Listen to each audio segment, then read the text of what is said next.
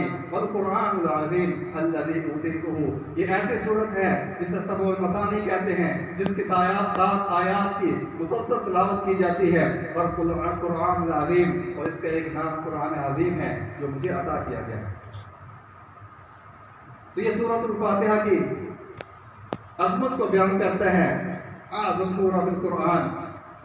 اسی طرح اللہ کے رسول صلی اللہ علیہ وسلم فرماتے ہیں لا صلاۃ لمن لم یقرأ بفاتحۃ الکتاب، وہی حدیث جس میں فاتحۃ الکتاب کا ذکر ہے کہ جب انسان نماز پڑھتا ہے، اگر نماز کے اندر سورۃ فاتحہ کی تلاوت نہیں کرتا تو اس کی نماز نہیں ہوتی۔ اسی طرح اللہ کے رسول صلی اللہ علیہ وسلم فرماتے ہیں، صحابہ کرام کی ایک جماعت، ابو سعید الخدری رضی اللہ تعالیٰ عنہ اس حدیث کے راوی ہیں، ان ناسا من اصحاب رسول اللہ صلی اللہ علیہ وسلم، کہتے ہیں صحابہ کرام کی ایک جماعت، کچھ لوگ وہ سفر میں تھے، سفر کے دوران یجیء من احیاء العرب، عرب کی ایک بستی کے اندر اترتے ہیں، وہاں کچھ قیام کرتے ہیں، فاستضافوہم، ان سے مہمان نوازی کا سوال کرتے ہیں، تقاضا کرتے ہیں کہ ہماری مہمان نوازی کی جائے،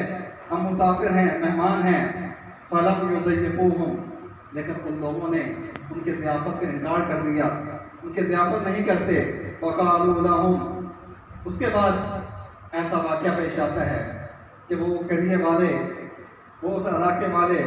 اس گاؤں کے رہنے والے، وہ کہتے ہیں هل فیکم راکن، کیا تم میں سے کوئی شخص ایسا ہے جو دم کرنا جانتا ہو، کوئی علاج کرنا جانتا ہو؟ فإن سید الحی لدیغ او مصاب، ہماری بستی کا جو سردار ہے اس کو کسی چیز نے ڈس لیا ہے یا وہ بیمار ہے، تو ہم میں سے کوئی ایسا بندہ ہے جو اس کا علاج جانتا ہو، ہم نے اس کا علاج کیا ہے لیکن کوئی چیزوں سے فائدہ نہیں دے رہی۔ تو کہنے لگے فقال رجل منہم، تو صحابہ کرام کی جماعت میں سے ایک آدمی کہتا ہے نعم، فأتاہ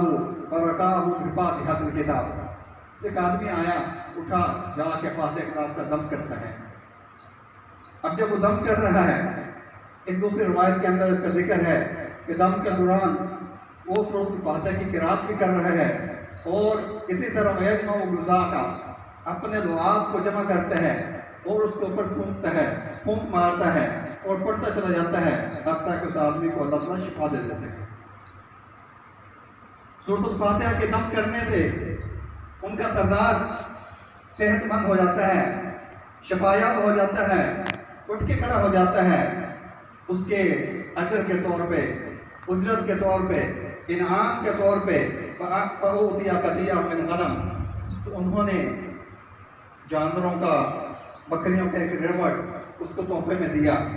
فأبى أن يقبلها، تو انہوں نے اس کو لینے سے انکار کر دیا۔ ایک دوسری روایت کے اندر ہے کہ اس سے پہلے انہوں نے اس کا خود مطالبہ کیا صحابہ کرام نے کہ ہم فری میں دم نہیں کریں گے، ہم اس کا معاوضہ لیں گے، تو انہوں نے اس کو لینے سے انکار کر دیا۔ کہنے لگے جب تک ہم اللہ کے رسول صلی اللہ علیہ وسلم سے پوچھ نہیں لیتے کیا ہمارے لیے جائز ہے کہ ہم اس دم کے بدلے سورۃ الفاتحہ کے دم کیا ہے، اس کے بدلے میں اس کا معاوضہ لے سکتے ہیں کہ نہیں، تب تک ہم اس کو نہیں لیں گے۔ اللہ کے رسول صلی اللہ علیہ وسلم کے پاس آتے ہیں، ان سے ذکر کرتے ہیں کہ یا رسول اللہ، اس طرح سے میں نے دم کیا اور میں نے دم میں کوئی خاص چیز نہیں پڑھی، صرف سورۃ الفاتحہ کی تلاوت کی ہے، فاتحۃ الکتاب کی تلاوت کی ہے، سورۃ الفاتحہ کے ساتھ دم کیا ہے، اور وہ آدمی جو ہے صحت یاب ہو گیا۔ فتبسم، اللہ کے رسول صلی اللہ علیہ وسلم مسکراتے ہیں، ہنستے ہیں، کہتے ہیں وما ادراک انہا رقیہ،